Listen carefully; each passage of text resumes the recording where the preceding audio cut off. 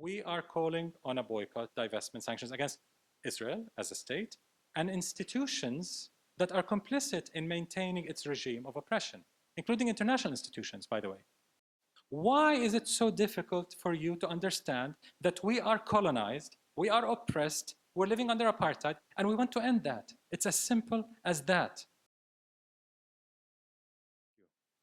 I'll talk about BDS, the Boycott, Divestment and Sanctions movement, launched by Palestinian civil society in 2005, explaining the background, the motives, some of the successes, and some of the challenges. But before I start, I must reflect on the moment we're living in the United States today. As Scott mentioned, it's a different world in 2014 than 2012. 2013 was a year of many firsts for the BDS movement. Many precedents were set, especially in the United States. 4 academic associations passed full academic boycott of Israeli institutions in 2013. The Teachers Union of Ireland passed unanimously the academic boycott of Israel. Belgian students, Francophone students in Belgium, 100,000 union of students passed the academic boycott. Stephen Hawking observed our boycott, and so on and so forth. So 2013 saw us reaching maybe a tipping point in the BDS movement that we will see materialize in the coming few years. So without further ado, I'd like to start from BDS, from A to Hawking. The very basis of BDS is the Universal Declaration of Human Rights, and in that, a very basic concept, which has become forgotten to an extent, that all human beings are born free and equal in dignity and rights.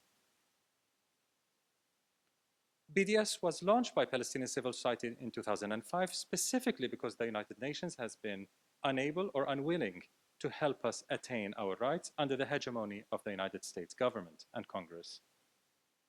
A bit of a background to give history and geography. What are we talking about? Because there's a lot of confusion about Palestine, Palestinians, where do we come from, and so on. The map to your extreme left is the map of Palestine before 1948. Next is the map of the partition plan, UN partition plan of 1947, which would have divided Palestine into 2 states, a so-called Arab state in the yellow part and a so-called Jewish state in a white part, so-called because these are not ethnic exclusionary terms. They were divided in a way to have a majority of Arabs in one state and a majority of Jews in another state, but not Jewish as an exclusionary Jewish, neither Arab in an exclusionary manner. And then the 1967 borders with the West Bank and Gaza, occupied by Israel in 1967. And then the map today, with the yellow patches being what's left of little Palestinian control over some land in the occupied territories, and the rest is entirely controlled by Israel. According to 2012 statistics, the Palestinian people today are about 11.6 million. Actually, in 2013, we became 11.8 million, of whom 38% only live in the occupied territories of the West Bank, Gaza, including East Jerusalem. 12% are Palestinian citizens of the State of Israel, and a whole 50% are Palestinians in exile. Even among Palestinians who are citizens of Israel and Palestinians in the occupied territories, there's a very high percentage, a very large minority of refugees. Put together, the refugees constitute 69% of the Palestinian people. That's the absolute majority of our people. Why is this important to refer to? To understand the 3 demands of the BDS call that came out from Palestinian civil society in 2005. Ending the 1967 occupation, colonization, and so on. Ending Israel's system of racial discrimination, which meets the UN definition of apartheid, and I'll explain that in a bit. And the right of return for Palestinian refugees. It's convenient to focus on the occupation only. I know, it's more understandable. But that's not our only concern.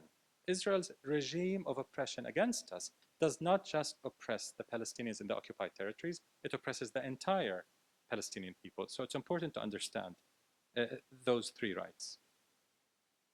BDS today is a global movement anchored in universal human rights and international law.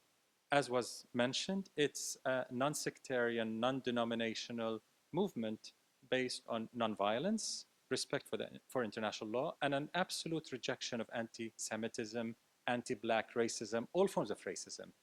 We do not welcome racists in our ranks. We promote human rights for all human beings equally.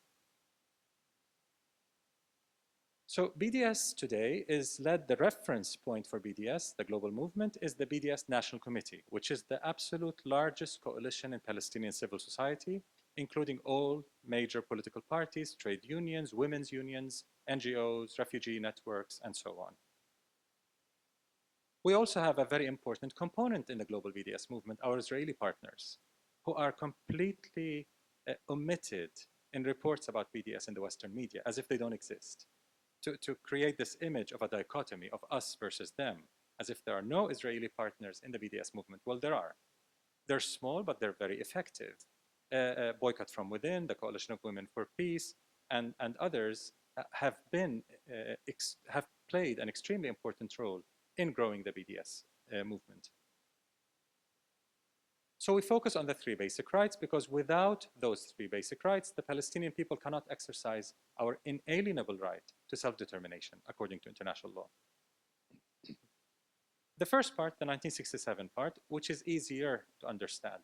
It comprises direct military occupation, siege, as in the case of Gaza, some very racist expressions by Israeli settlers as the ones you see in Hebron, Arabs to the gas chambers, that's graffiti in occupied Hebron, and so on and so forth.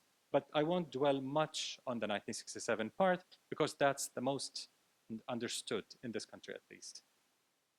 Parts of that are less understood, which is, for example, water apartheid, how Israel uses water, denying Palestinians water to expel them from certain areas.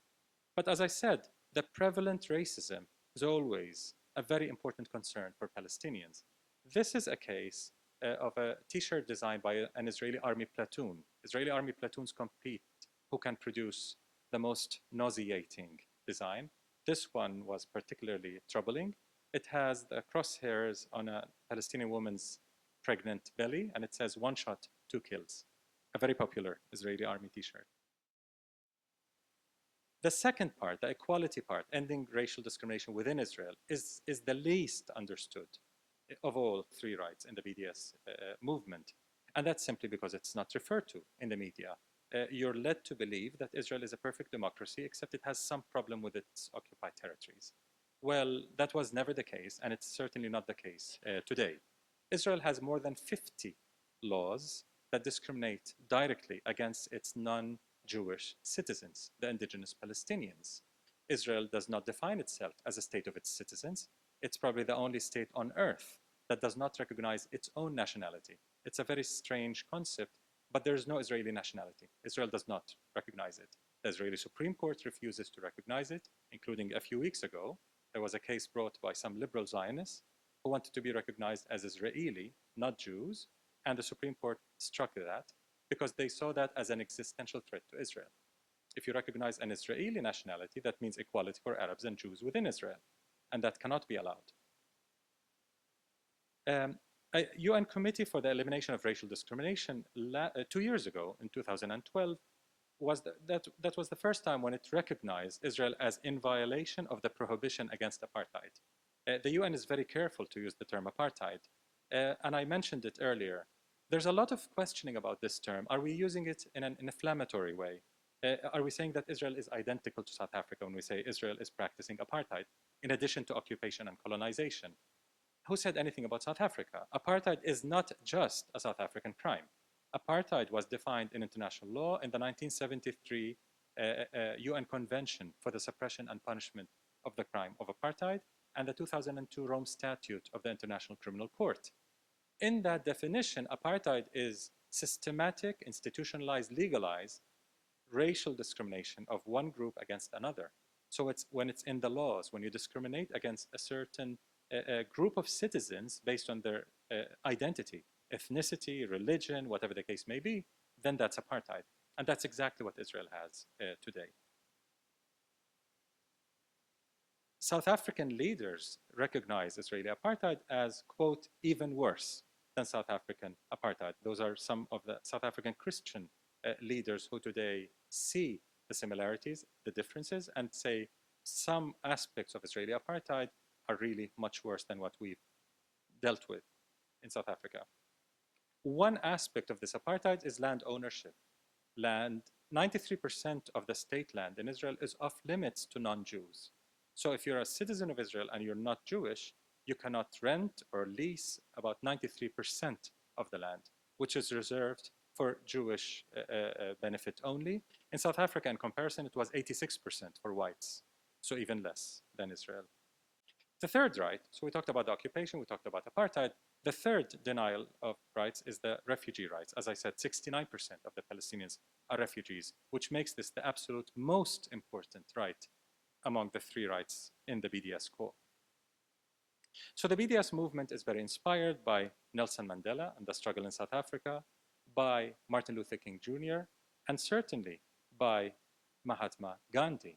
But it's a Palestinian movement first and foremost that is rooted in decades of nonviolent Palestinian struggle against settler colonialism, occupation, and apartheid.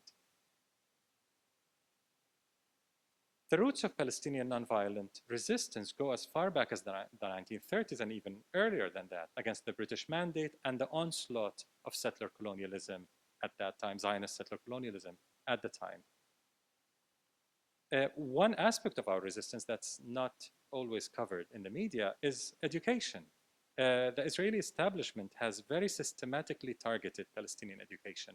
In the first Intifada, which was in 1987 to 1993, Israeli military authorities shut down all Palestinian universities, some like Bir Zayt for 4 consecutive years, and then they shut down all Palestinian schools and then all Palestinian kindergartens. The entire Palestinian education system was deemed illegal, criminalized, and Palestinian education went underground.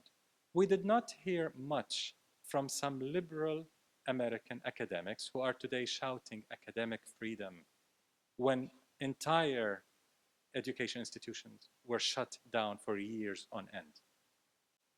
Today, in some parts of the West Bank, students like these have to wait for an Israeli military soldier to open the gate that closes their ghetto, basically, to get to school. If the soldier does not show up, they don't make it to school that day. In this case, the little girls in Hebron were trying to violate a curfew to go to school, and they were met with force to prevent them from going to school.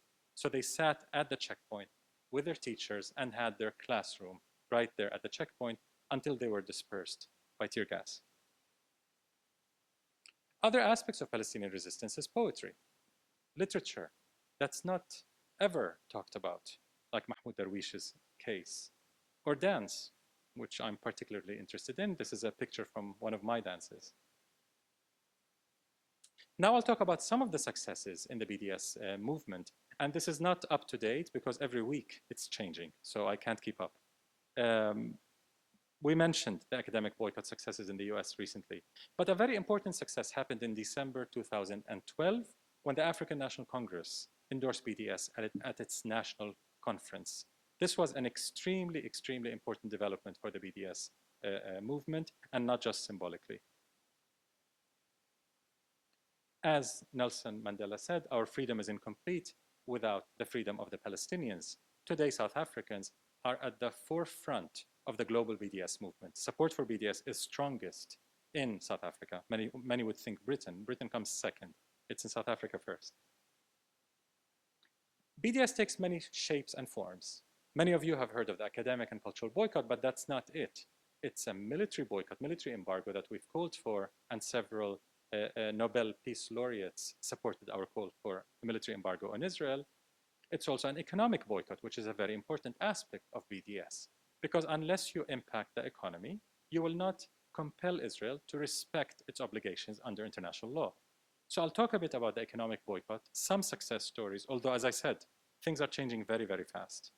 One example is Veolia, a French company involved in the so-called Jerusalem Light Rail, which connects the illegal settlements with the city of Jerusalem, and it has other projects, Israeli projects, that violate international law in the occupied territories. Since we launched a campaign against Veolia in November 2008 until now, it lost about $20 billion Yesterday, I should have updated that because they just lost a $4.25 billion contract in Boston, Massachusetts. What happened 3 days ago is a very large pension fund in the Netherlands, which is not on my slides, PGGM, a $200 billion fund, just divested all its investments from Israeli banks, all 6 major Israeli banks, because of their involvement in the occupied territories. This is unprecedented. Nowhere in the world do we have anything close to what the Netherlands did. And the Netherlands, for those who don't know, is Israel's best or second best friend in Europe. Alstom, another company involved with Veolia and the Jerusalem Light Rail, lost a huge contract in Saudi Arabia after a long BDS campaign. Agrexco, which was Israel's largest agricultural export company, went bankrupt in 2011 after a long campaign in Europe against it, especially in France. Norway divested its large pension fund, the largest in the world, divested from 3 Israeli companies involved in the settlements and the wall in the occupied territories. The Quakers in this country divested from Caterpillar, HP, and Veolia, and Caterpillar was removed from the Morgan Stanley Index, from its Ethical Investments Index, partially due to its complicity in Israeli human rights violations. There were other violations as well, labor and others. In response to the Israeli attack on the Freedom Flotilla in May 2010, the boycott grew much more, in fact, not just among unions. But one specific case I want to stop at is in Oakland, California. Dock workers stopped offloading an Israeli ship for 24 hours in protest over the flotilla attack, which is a historical 24 hours. It's not easy in California to do this. Again, this is not Sweden, it's California. One aspect of BDS, which we spoke about, which has become much more in the news today, is the campaign for the academic and cultural boycott of Israel. That's only one component of the general BDS movement. North American campuses have seen a very large growth, very fast growth in divestment resolutions passed by student councils. Just last year, UC Berkeley, so many campuses passed, student councils passed divestment resolutions against American companies involved in the occupation, which set a very important precedent. Stevie Wonder in 2012 heeded the call, canceling a benefit concert for the Israeli army that was supposed to happen in Los Angeles after he was pressured behind the scenes by no other than Archbishop Desmond Tutu, Roger Waters, the United Nations, and many, many others approached Stevie Wonder to cancel that benefit concert, and ultimately he did cancel it. An important development that happened in 2009 is Palestinian Christian leaders calling for BDS. They issued a document called Kairos Palestine, which is now being taught at Presbyterian churches, Methodist churches, Episcopalian, and so on. Part of that call, document, a theological document, is calling for nonviolent resistance, as in BDS, against Israel's occupation and violation of human rights. This has led to a proliferation of discussion among church groups, mainstream church groups, about the boycott. Churches in Canada and the United States have not yet adopted divestment, but they've adopted a boycott of settlement goods, which is important, and they've called on the US government to stop all military aid to Israel. In one case, the Mennonite Church actually adopted the AFSC, the Quakers' list of companies that are complicit in the occupation, and they decided not to have any new investments in those companies. So BDS has reached a mainstream audience in the last couple of years, as Israel itself recognizes, as the Israeli establishment increasingly recognizes. One indicator of this mainstreaming is a BBC poll called the Globe Scan, which is an annual poll. This slide has the 2012 results. 2013 are very, very close. In fact, it showed that in most countries around the world, Israel is very negatively perceived, with large majorities, even in some, I chose some European countries. In Spain, 74% viewed Israel negatively in 2012, Britain 69%, Germany 68%, France 65%. I think it was only the United States and another country, maybe Nigeria, where Israel did not have a majority viewing it negatively.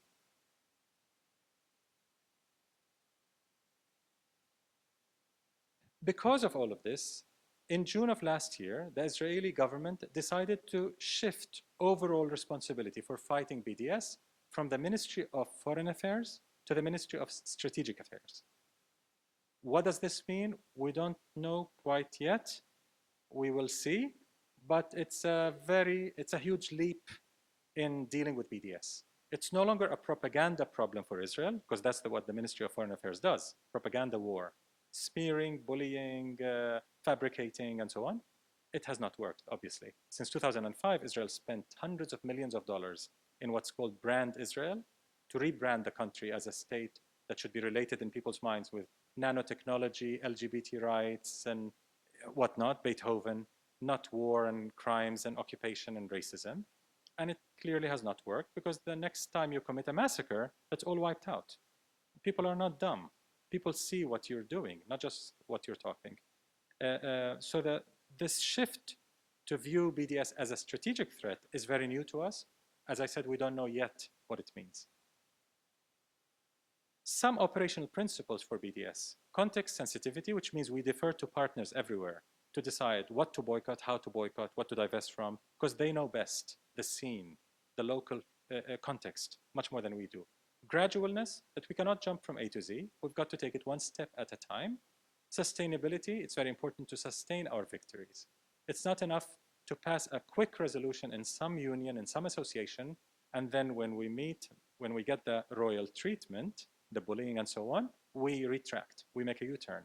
That's very demoralizing. It's very important to sustain our victories and to strategize in order to build a movement where we can sustain our victories. And last, creativity. BDS is about individual initiatives, about creativity of individual activists everywhere, how to pursue it. There's no set recipe, in other words. In selecting a target, it's very important to be strategic. We don't just select every target that's boycottable, because there are too many boycottable companies around the world. It's very important to consider at least 3 criteria. The complicity level. The deeper the level of complicity, the easier it is to launch a campaign against a particular company. The ability to mobilize a broad tent approach. In many of those UC Student Council resolutions that passed, it was not just SJP. It was SJP, Students for Justice in Palestine, plus a huge coalition. Jewish Voice for Peace, AFSC, LGBT groups, African American groups, Chicano, Latino, so many groups, anti-war, feminist groups. It was amazing, refreshing how wide a coalition was actually pursuing divestment, and still is pursuing divestment. Some of our biggest successes in BDS in this country and elsewhere have been through very broad coalitions. One, do all humans deserve equal rights? I started with the Universal Declaration of Human Rights. In my conception, I see a lot of Israel's treatment of the Palestinians as viewing us as relative humans, what I call relative humans. Humans only in the relative sense. So we don't deserve the full set of rights, because only full humans deserve the full set of rights, but relative humans do not. And I see that being repeated in many of the attacks on the Asian American Studies Association, the American Studies Association, and so on. It's all about a hypothetical infringement of the academic freedom of Israelis. No mention of the very concrete and real multi-tiered oppression of the Palestinians, including academics. The denial of access to education by Israel's occupation is not to be found in those hypocritical presidents of American universities who've come out in support of Israel, right or wrong, and against any censure of Israel. So we've been disappeared, as Edward Said would put it, from the discourse on this boycott. It becomes an issue. Does it hurt innocent Israelis or not? Well, how about the very real hurting that's being done to the Palestinians? And of course, it's important to say that the academic boycott does not target individuals. It targets institutions. So it does not infringe on the freedom of individual academics in Israel to pursue whatever academics do. Research, teaching, traveling, participating in conferences, nothing stops them from doing that. Absolutely nothing.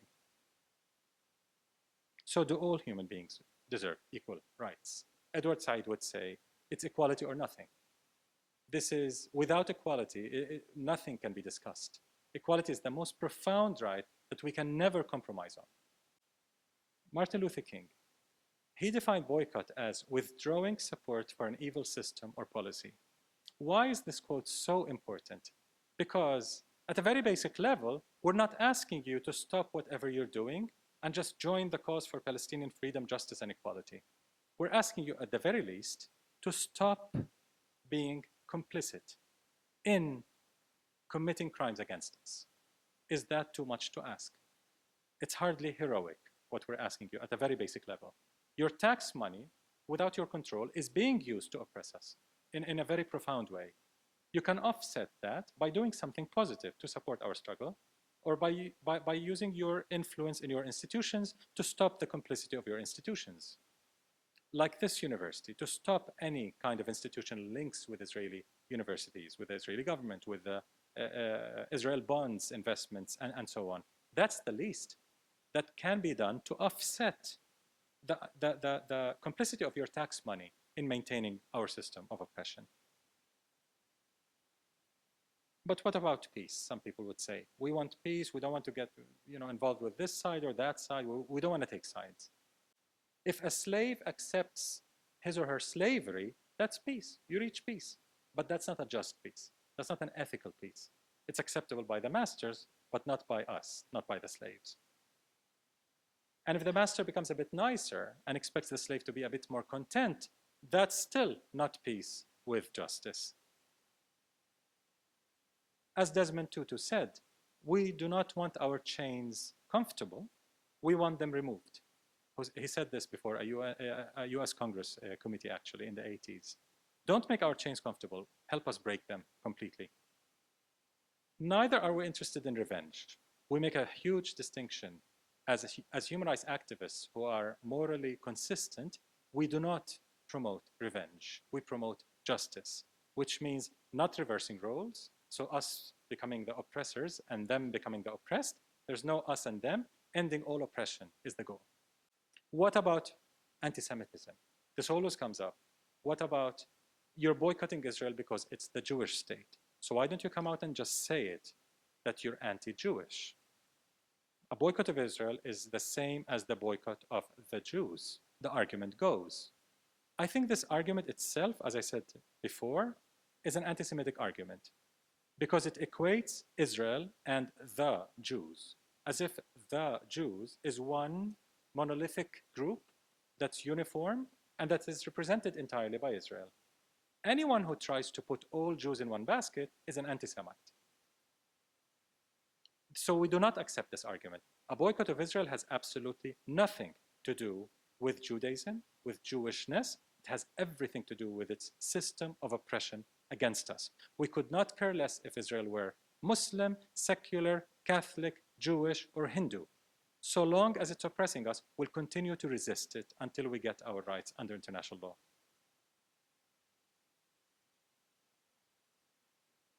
And not to mention that there's a lot of support for BDS among Jewish groups, not just leftist groups that are smaller but very principled and committed, even larger groups like Jewish Voice for Peace, which is leading with partners some of the BDS campaigns in this country, like against TIAA-CREF. The We Divest coalition, JVP, has played a very key role in that, and many, many other campaigns. Jewish Voice for Peace's role is indispensable, I would say, in the BDS movement in the United States. So BDS is recognized today by Israel as, quote, a strategic threat. And this is sometimes misunderstood as delegitimizing Israelis or any variant of this argument. In fact, it's a strategic threat to a system of oppression, not to a people, not to humans, but to an unjust order that is the foundation of the state. So in our pursuit of freedom, justice, and equality, we want to end all oppression, not to re-establish oppression against anyone. It's a moral obligation. I have to believe I will see the light one day. Most importantly, acting to see it faster. That's what matters.